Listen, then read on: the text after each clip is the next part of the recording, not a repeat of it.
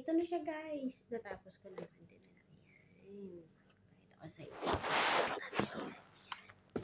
Hindi kasi makita. Ayan. Ayan, na-okay na. Ito na siya lahat. Ito yung mga matagal pa yung mga expiration date niya. Kaya inisa ko siya. Ito dito ang side. Hindi niya masyado ginagamit yung gamot na to. Ito, matagal pa expiration. Ayan, for everyday niya ginagamit. So, ayan. Samahan niyo ako.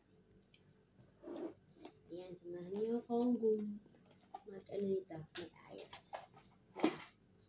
Yan, ito, ano siya, next year, 2027 yan. Pero, ano siya, July 2. Ito, July 7. So, mga puno din to, mga punuan. Kasi, mga konti ng laman. So, pareha naman sila expiration date. Hindi, ang alam mo, hindi advisory. Pero, pareha sila ng date eh. So, okay lang. Pinag-isa ko sila.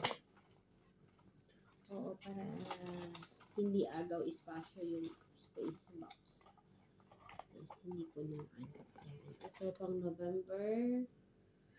February 2. Ito, punuin siya. Medyo. Pag punuan talaga, hindi ko na siya inaan. Hindi na siya ginagawa.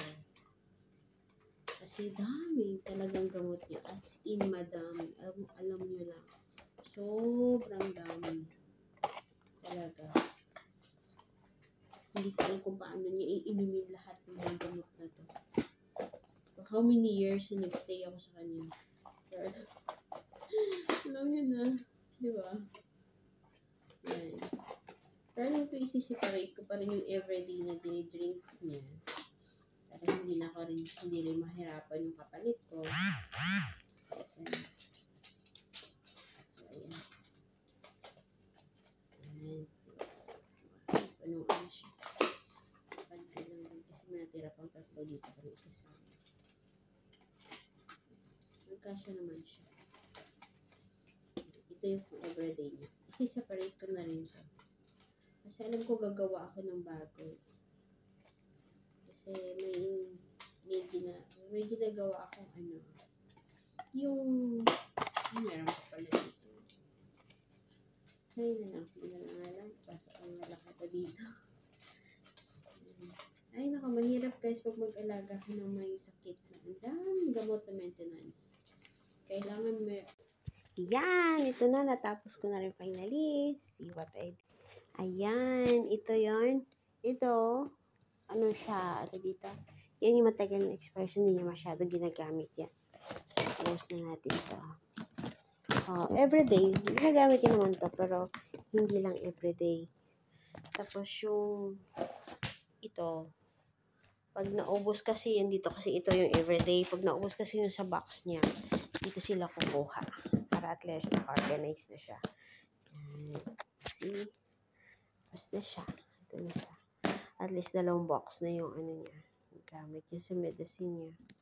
For almost a years niya rin ito mauubos. Pero every month kasi, or 2 months, nagbibigay yung hospital sa kanya ng gamot niya. Kaya ganun. Dami yung gamot. Hi guys, dito ko lalagay yung gamot mo.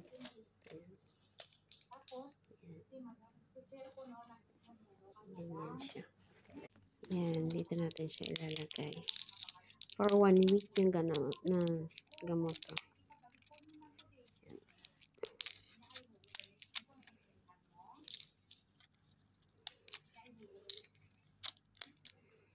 Yan. 1 week niya kasing gamot to. O, diba? Yung ganyan siya. Yung 4 na to. Panggabi niya to. Ayan na siya. Ayan. Gawa ka na siya. Ayun. Nagla-live sa pupo. Hi guys. I'm already done with her medicines. Okay, bye. Thank you for watching.